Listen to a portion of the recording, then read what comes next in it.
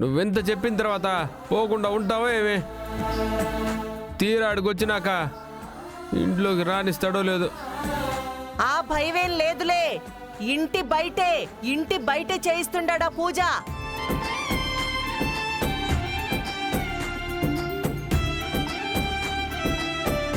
మా ఎన్న చేతుల మీదుగా పూజ చేపించడమో, మా ఎన్న చేతుల మీదుగా బట్టలు పెట్టడమో ఎంత బాగుంటుందో. బిన్న వచ్చేయండి.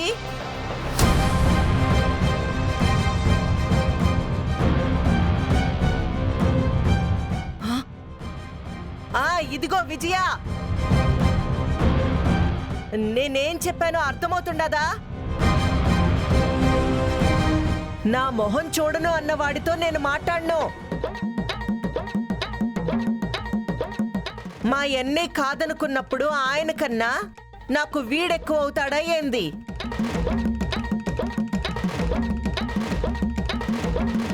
వచ్చినామా, పూజలో కూర్చున్నామా, పోయినామా అన్నట్టుండాలా.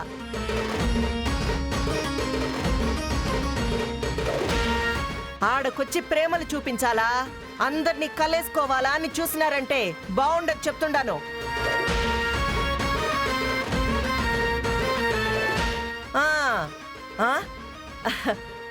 అన్నా రా అన్నా. అదే సాయంకాలం పూజుండాది, వచ్చి కూర్చోవాలని చెప్తుండాను. మరీ ముఖ్యంగా పక్కింటోళ్ళు వచ్చినట్టు వచ్చిపోవాలా అని చెప్తుండాను. ఇంట్లో మనిషి మాదిరి కాదని వివరంగా చెప్తుండాను. వాళ్ళకి అర్థమై ఉంటాదిలే.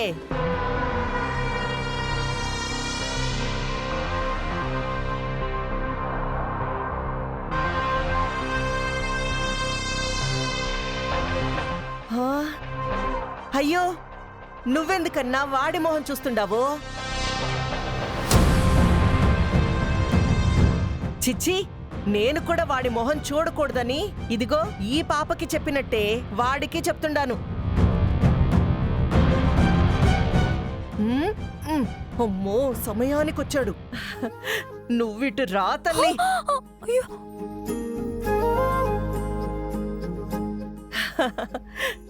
రే, బయట ఎన్ని పనులున్నా కానీ బిన్న ఇంటికొచ్చేయండి. ఎట్టో ఈ పూజలో కూర్చునేదానికి మీ నాయన ఒప్పుకున్నాడు. మర్చిపోబాక, నా కవతల చాలా పనులుండాయి. పూజకు కావాల్సిన పనులన్నీ చెయ్యాలి కదా. పోయేస్తును. సరే అత్త, నువ్వు చెప్పి నాకు రాకుండా ఎట్టుంటాను. నువ్వు పోయి పనులు చూసుకో, మా పనులు కూడా చూసుకొని త్వరగా వచ్చేస్తాం. సరేరా నా బంగారం.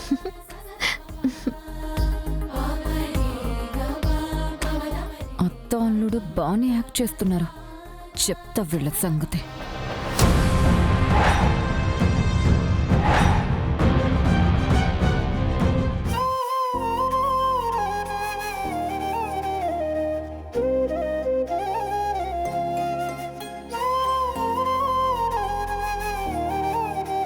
చిరు, ఏమైంది? ఇప్పటిదాకా బాగానే ఉన్నావు కదా? పాపా, మా అమ్మ పోయినక్కడి నుంచి మా పులి నాతో మాట్లాడిందే లేదు. నాకంటూ ఏదన్నా కావాలంటే మా అత్త తీసుకొచ్చేది.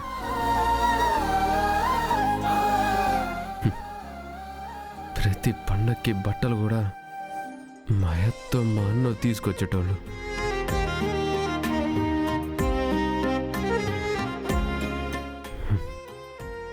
మా పులి చేతుల మీదుగా చిన్న చొక్కా ముక్క కూడా తీసుకుంది లేదు. అట్లాంటిది ఈ పొద్దు పూజకి బట్టలు పెడతాన్నాడంట. ఆయన చేతుల మీదుగా ఆ బట్టలు తీసుకునే అదృష్టం నాకిన్నేళ్ళకి దొరికినది.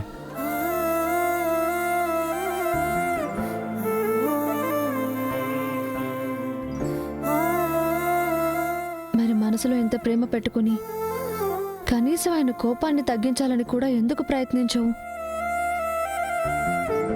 నా మాట ఆయన కోపం కింద నలిగిపోయి చాలా ఏళ్ళైపోయినదిలే పాప. నా మాట వినడు, చెప్పినా అర్థం చేసుకోడు. నా గురించి ఎవరేం చెప్పినా మాత్రం వింటాడు. అందుకే కనీసం నా మీద కోపడతా 4 తిట్లు తిడతాయినా నాతో 4 మాటలు మాట్లాడతాడు కదా.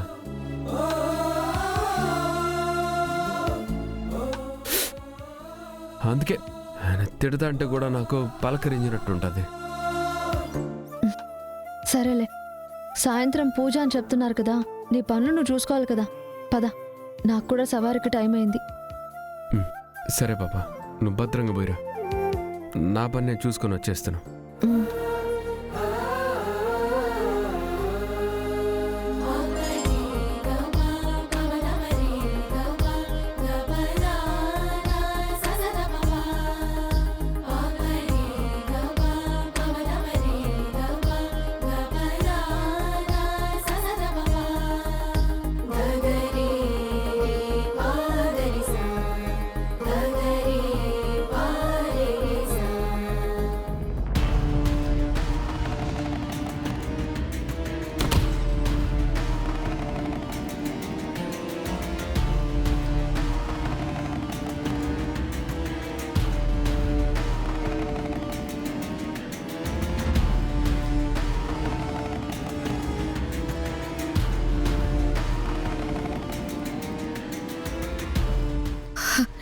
ఏమైంది విజయకి?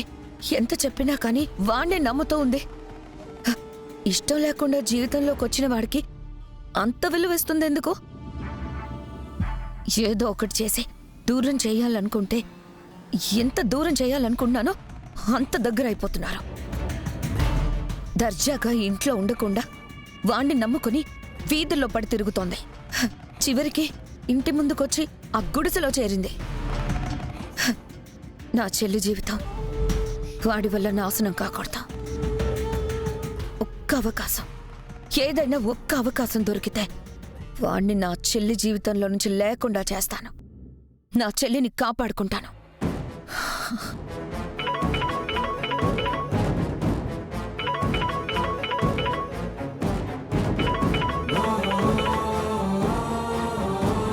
హలో హలో, హాయ్ దుర్గా, ఎలా ఉన్నావు?